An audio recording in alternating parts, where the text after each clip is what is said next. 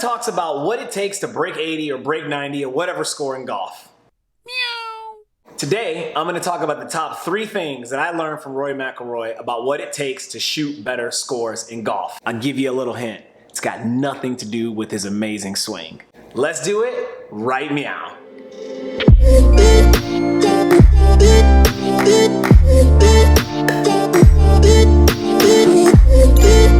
Thank you very much for checking out my YouTube channel. My name is Kenny. Some of you may know me as Kennie Kat. I am a competitive golfer, and this channel is dedicated to my journey on what it takes to become a better competitive golfer.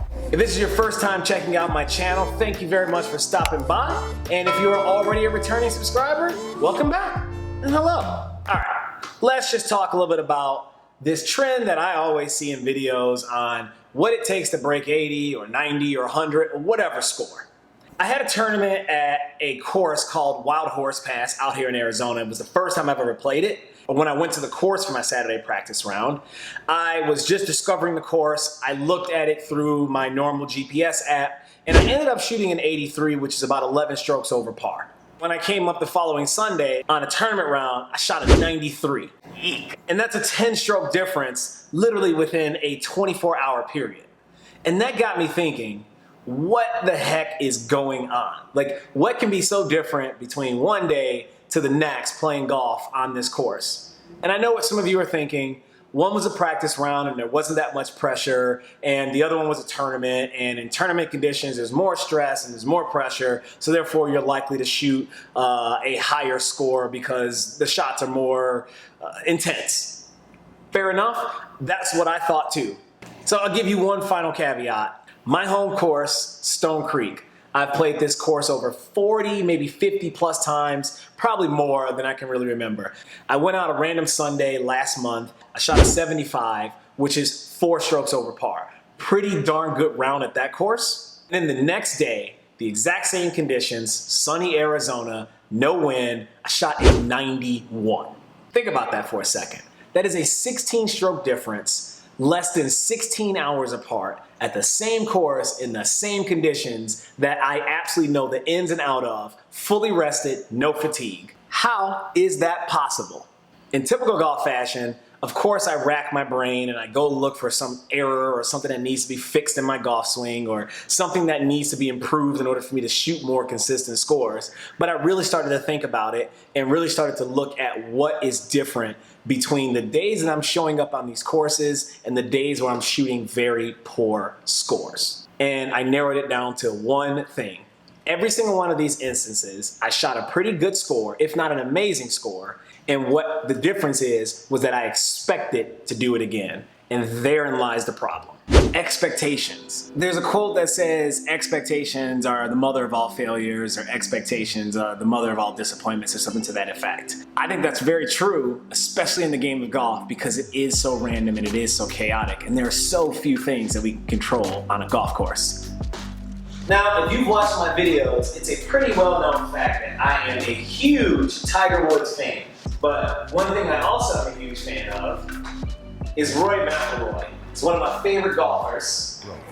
Sometimes you go out in a first round and you're trying to play your way into the golf tournament, and that's never really been in my nature. That's something that I'm going to try to improve on. It made me realize I need those failures to get to the point of winning 4 times and winning Player of the Year and all that. Rory McIlory is a 2-time FedEx Cup champion.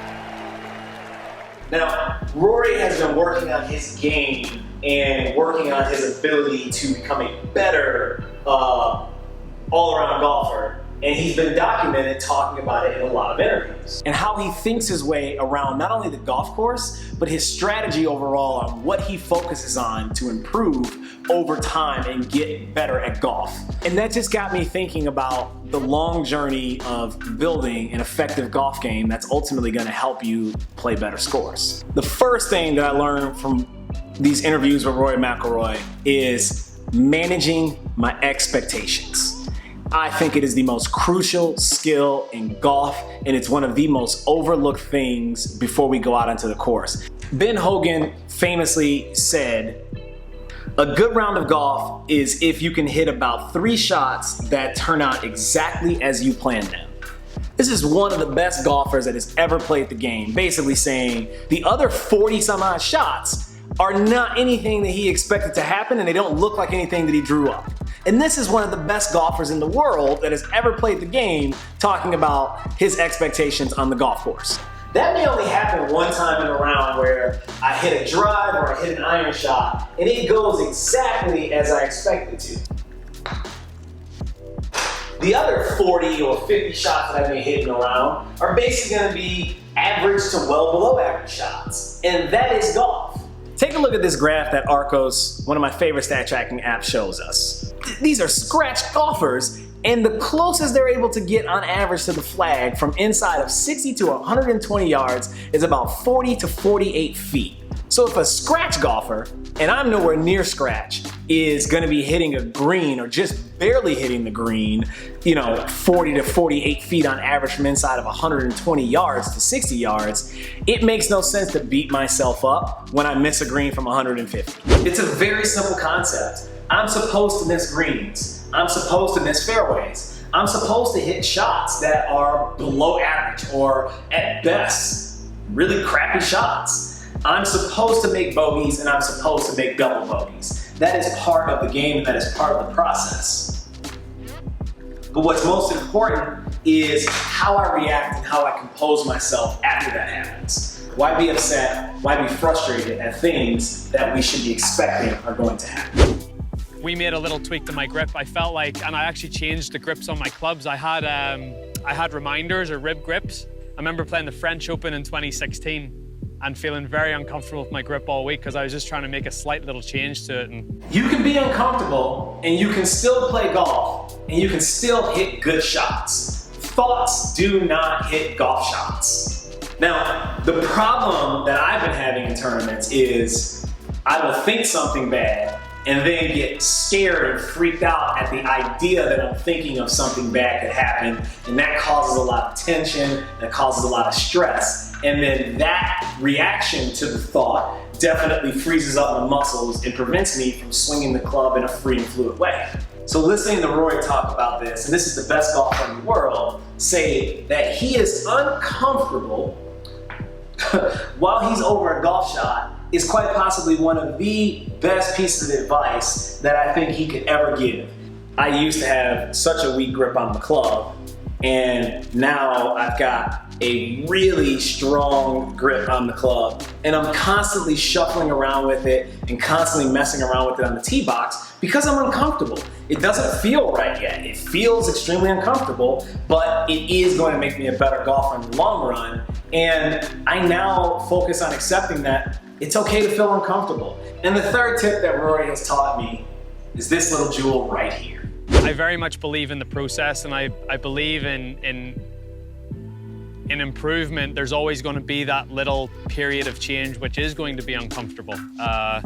Even now with some of the stuff I'm working on in my swing, it's not 100% natural for me to do it, but I know in the long run it's going to be good for me and it's going to make me a better golfer. Love the process and accept the outcome. You just kind of have to get in love with the process. Like, it's the Bill Belichick way of just do your job. Like, my job, as I'm standing here to hit these 5-foot putts, is not necessarily to make them, and I've missed a few as I'm shooting this video, but my job is to stand over this putt, align the face to where I want the ball to start, and put a good stroke on the ball. That's all I can do. And then trusting that the better I become in my process, the more relaxed I'm going to become, the more I trust myself, and ultimately, the better scores I will shoot. It's going to take time, and there's no sense in rushing the process. That was a purely rolled putt.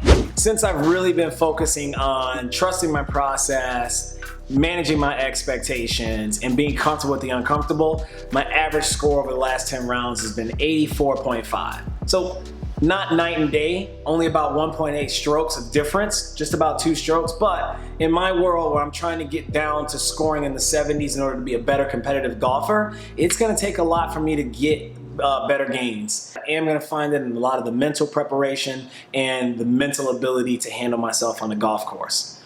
I've learned to embrace the fact that nerves are just a natural part of the game. I really trust my process, and when I'm practicing, I put myself into a good learning environment. I don't really beat myself up when I'm practicing and I don't perform as well as I would like to, because it's all about perspective.